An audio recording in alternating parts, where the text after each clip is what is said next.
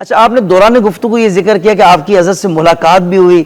میں تو حضرت چونکہ حضرت بریلی شریف سے پڑھ کے بھی آئے اور جن بزرگ ہستیوں سے آپ پڑھ کے آئے ہیں تو مجھے تو بہت اشتیاق ہو گیا کاش میں حضرت کی زیارت کر پاتا. آپ کی کیسے ملاقات ہوئی تھی؟ الحمدللہ مجھے اخکر کو اللہ نے یہ شرف عطا فرمایا کہ متعدد دفعہ حضرت نباز قوم ملت مولانا ابو داؤد محمد صادق رحمہ اللہ کی زیارت کا شرف ملا.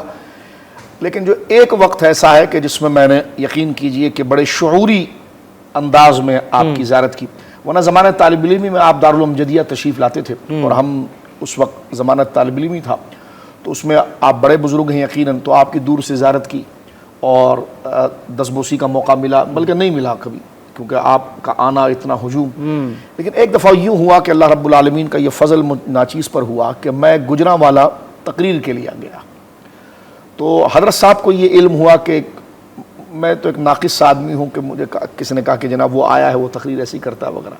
تو جب میں تقریر میں کر کے میں فارغ ہوا تو مجھے اطلاع دی گئی کہ جناب حضرت آپ کا انتظار کر رہے ہیں، اور اس وقت رات کے 2-2:30 بج چکے تھے. اللہ اکبر. ایک تو میں کانپ کے رہ گیا کہ حضرت انتظار کر رہے ہیں، اور اگر یہ مجھے پہلے پتا ہوتا تو میں اس کو مختصر کرتا، جلدی چلتا. وہ بھی رات کے اس پہر. رات کے اس پہر میں آپ یقین کیجئے کہ اس میں میری کیا کرامت ہوگی، میں حضرت کی شفقت بتاتا ہوں. یہی ہمارے بزرگوں کا کمال ہے حافظ صاحب. وہ کہا نا حضرت عبداللہ ابن عمر نے مختصر میں بتاؤں کہ بندہ عالم کب بنتا ہے، فرمایا جب اپنے بزرگوں سے حسد چھوڑے اور اپنے چھوٹوں پر شفقت کرے. لا يكون الرجل عالما حتى لا يحسد من فوقه ولا تحقر من دونه. کہ جب وہ بزرگوں سے حسد چھوڑ دے، اور بزرگوں کا حسد کیا ہے کہ ان کا ذکر ہی نہ کرے، نہ ان کی منقبت پڑھے، بس میں ہی سب کچھ ہوں. وہ عالم ہی نہیں رہا، اس کا علم گیا. اور اپنے چھوٹوں پر بہت بڑا دیکھا، تم تو آج پیدا ہوئے، تمہاری حیثیت کیا، تمہارا مقام کیا ہے.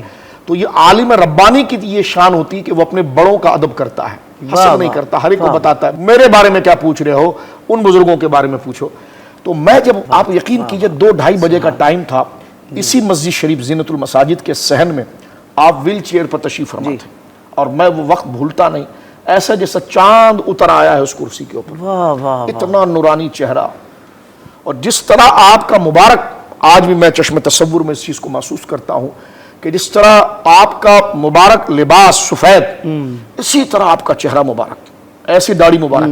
اور اس رات کے وقت جب میں پہنچا تو حضرت ایسے ملے کہ جس طرح ایک تر و تازہ آدمی نہیں ملتا. حالانکہ عشاء کے بعد سو جانا، علالت، اور یہ آپ کے آخری ایام تھے، لیکن ویل چیئر پر آپ تشریف فرما ہے. اور میں مسجد میں داخل ہوا تو مسجد کے صحن میں تھے، اور اس فقیر پر اللہ نے یہ کرم کیا کہ اللہ کے اس نیک بندے کی زیارت، مجھے دستبوسی کا بھی شرف حاصل ہوا، آپ کی قدم بوسی کا بھی شرف حاصل ہوا.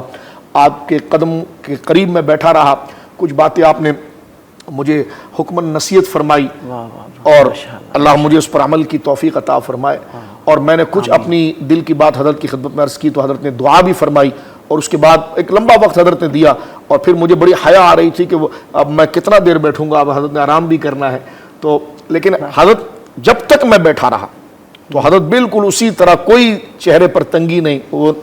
اور مجھ سے یہ کہا کہ میں تمہارا انتظار کر رہا تھا، تم تقریر کر رہے تھے نا، آواز یہاں پر بھی آ رہی تھی. یعنی اب آپ دیکھیں ہم ان کے سامنے کیا حیثیت رکھتے ہیں، لیکن دین کی عظمت کے لیے اور حوصلہ دلانے کے لیے اور اپنے چھوٹوں پر شفقت کرنے کے لیے یہ اللہ رب العالمین نے مقام عطا فرمایا تھا. علم بھی دیا، تقویٰ بھی دیا، صالحیت بھی دی، اور سب اللہ کے لیے تھا. تو اس لیے انہوں نے کسی سے تکبر نہیں کیا، کسی سے حسد نہیں کیا. اور ہم جیسے گویا کہ عام سے لوگ، ان کے ساتھ اتنی شفقت و مہربانی انہوں نے کی. اللہ رب العالمین ان کی قبر کو انوار و تجلیات کی آمجگاہ بنایا.